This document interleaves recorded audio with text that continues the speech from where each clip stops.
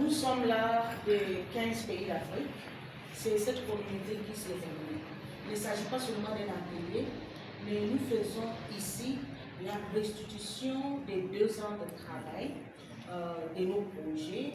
Nous faisons une rencontre pour resserrer nos liens. Nous faisons une rencontre pour présenter ce que nous avons acquis, mais aussi nous sommes en atelier pour réfléchir à l'avenir de la communauté des données ouvertes en Afrique.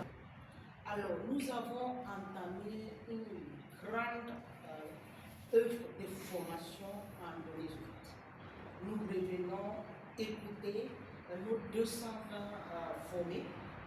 Nous revenons écouter les 10 projets qui ont été subventionnés, qui ont visé à promouvoir, à former, à requinquer et à travailler dans les données ouvertes dans nos pays. Donc nous revenons voir les leçons apprises et à partir de ces leçons, comment nous améliorer. L'autre chose que nous voulons faire, nous avons des leaders dans le domaine. Ces leaders viennent nous faire rapport du terrain. Parce que quand on envoie une personne en mission, la personne revient à la maison pour dire vous m'avez envoyé, j'ai fait tel et tel, voici le rapport. Donc nous venons en tant que conseil consultatif aussi rendre nos rapports à nos membres, à la communauté pour dire voici d'où nous sommes partis, voici où nous en sommes. Et ensemble, les leaders, les étudiants, les formateurs, les jeunes, les femmes, les journalistes, nous allons nous dire où est-ce que nous allons pour les 3, 4, 5 prochaines années qui suivent. Nous tenons à dire que nous sommes de retour à Ouagadougou au Burkina Faso parce que c'est ici que CAF2 a pris ses racines. Donc il nous était important de revenir à la maison.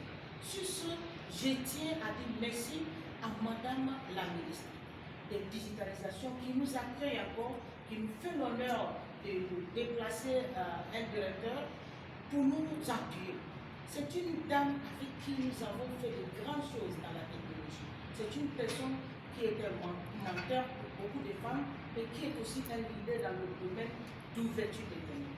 Maintenant, l'ouverture des données nous sert à quoi? Nous sert à bien gouverner, nous sert à nous informer, nous sert à innover, nous sert surtout à la solidarité, mais aussi à l'autonomie numérique. Parce qu'on ne saura avoir la souveraineté numérique sans l'autonomie numérique.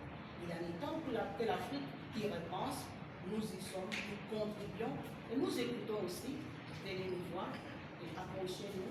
Notre site web est CAF2.Africa et nous sommes à l'écoute et nous discutons.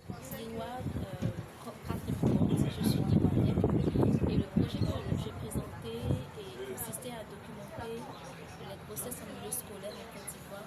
Donc nous avons pu mettre en place une plateforme qui présente les chiffres des grossesses en milieu scolaire en Côte d'Ivoire de 2017 à 2025 avec des graphiques. Et l'avantage, c'est que cette plateforme-là est accessible à tous et peut être dupliquée dans d'autres pays qui permet de chiffrer afin de mieux sensibiliser les populations.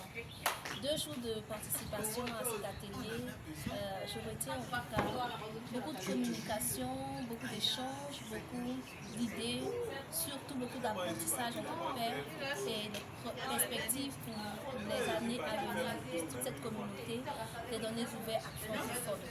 Je dis merci à CAF2 et à tous les organisateurs et surtout à tous les participants pour leur contribution et longue vie à CAF2. Merci. Abdoulaye Naoumani Ismaël, je suis nigérien, je suis bénéficiaire du programme de champion de données. Mon projet portait sur l'intégration du data journalisme au sein de la rédaction de l'événement Niger. C'est un projet qui nous a permis de former 5 journalistes en data journalisme, de produire des articles pertinents sur le data journalisme. Il faut dire que le projet a permis au Niger d'avoir son tout premier desk événement data, un programme, un desk logé dans la rédaction du journal L'événement Niger. Je crois que c'est une avancée particulière dans le monde médiatique et dans le paysage médiatique du Niger, parce que ça va permettre de renforcer la crédibilité des informations fournies par les journalistes, tant menacés maintenant par les réseaux sociaux. Je crois que c'est un programme qui va pérenniser et qui va aussi inciter les autres organes de presse au Niger et voire même en Afrique vraiment de nous emboîter le pas.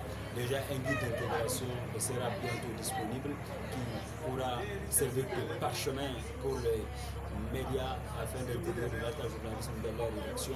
Pour l'atelier de ce jour, c'est un atelier mémorable à notre égard et à l'égard même de l'Afrique francophone parce que ça va redéfinir notre conception de voir comment les données évoluent notre pays et aussi comment aussi les décideurs ainsi que les acteurs clés de l'ouverture de données doivent travailler pour faire la promotion de l'ouverture de données pour que cela soit effectif durablement.